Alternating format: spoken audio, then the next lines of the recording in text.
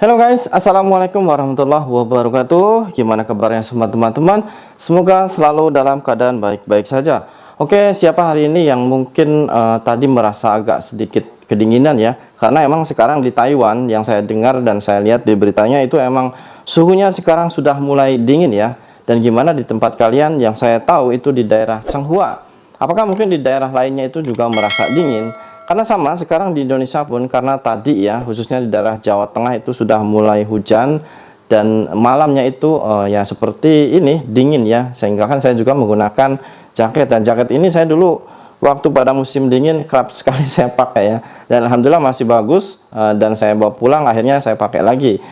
Nah, kali ini ada suatu berita duka yang mana di sini innalillahi wa inna ilaihi rajiun. Yang mana di sini ada suatu kejadian yang sangat memprihatinkan dan yang sangat memilukan. Yang mana di sini bertuliskan seperti ini.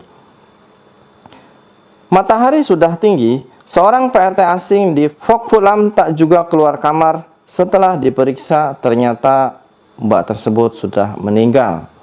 Nah, jadi di sini majikannya itu kan heran ya, kok pekerjaannya itu atau mbaknya itu sudah hampir jam 8 belum bangun ya. Biasanya kan jam 7 atau setengah 7 itu sudah bangun, mungkin nyiapin sarapan ataupun mungkin sudah matiin lampu atau gimana. Namun hampir nyampe jam 8 mbaknya ini belum keluar kamar.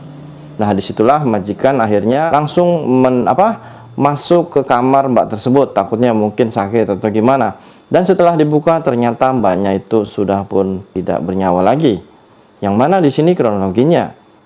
Seorang PRT asing di Hong Kong yang tidak diungkap jati dirinya dilaporkan telah meninggal dunia di flat majikannya kawasan Berair Residen, yaitu Phuoc Lulam, Hong Kong pada pagi hari ini, tanggal 24 bulan 10 2023. Jadi pada hari ini guys ya.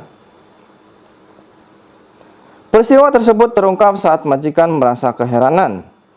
Sampai dengan mendekati setengah 8 pagi, PRT berusia 49 tahun tersebut tidak juga terlihat beraktivitas dan keluar kamarnya. Khawatir PRT-nya sedang sakit, majikan langsung mendatangi dan membuka kamar PRT-nya yang tidak terkunci. Nah, jadi majikan ini heran lah, udah mau jam 8 kok mbaknya ini tidak beraktivitas.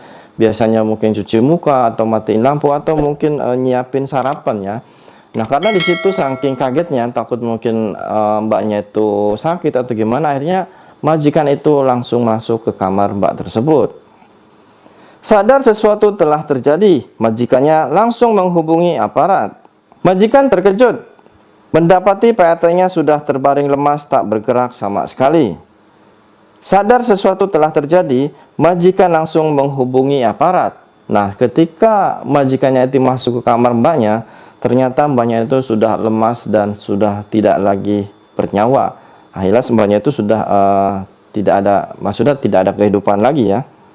Dan di situ sontak majikan langsung menghubungi kepolisian. Sejurus kemudian, personil polisi dan petugas medis yang datang ke lokasi langsung melakukan pemeriksaan. Hasilnya, PRT asing tersebut dinyatakan sudah tidak bernyawa lagi. Nah, ketika polisi itu datang dan masuk, setelah memeriksa mbaknya tersebut ternyata sudah meninggal. Petugas menduga berdasarkan ciri fisik di mana tubuhnya sudah dingin, PRT asing tersebut sudah meninggal dunia sejak beberapa jam sebelumnya.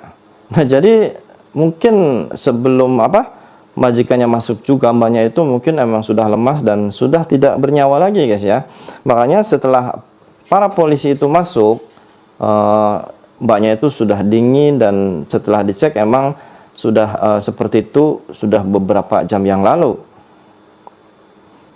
Tidak ditemukan tanda-tanda penganiayaan di jasad korban maupun bukti-bukti lain yang mengarah pada tindakan kriminal di TKP. Nah, jadi polisi itu mungkin takutnya ada sesuatu ya, makanya di situ polisi itu mengecek dari tubuhnya apakah mungkin ada sesuatu yang aneh ataupun mungkin menjanggalkan. Namun ternyata tidak ada tidak ada unsur disengaja ataupun mungkin unsur itu ya. Jenazah selanjutnya dikirim ke rumah sakit untuk diotopsi agar diketahui penyebab kematiannya. Nah, selepas itu mbaknya ini langsung saja dibawa ke rumah sakit untuk diotopsi. Mau dicek ya, apakah mungkin mbaknya ini meninggal secara wajar ataupun mungkin ada unsur lain.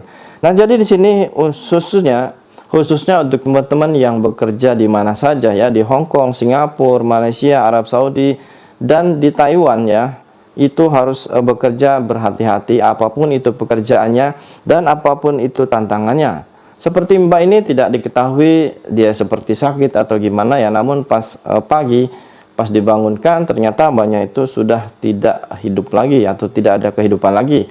Mungkin di sini emang ada sesuatu yang terjadi sama mbaknya ataupun mungkin ada penyakit yang dia tidak sadari dan majikan juga tidak tahu.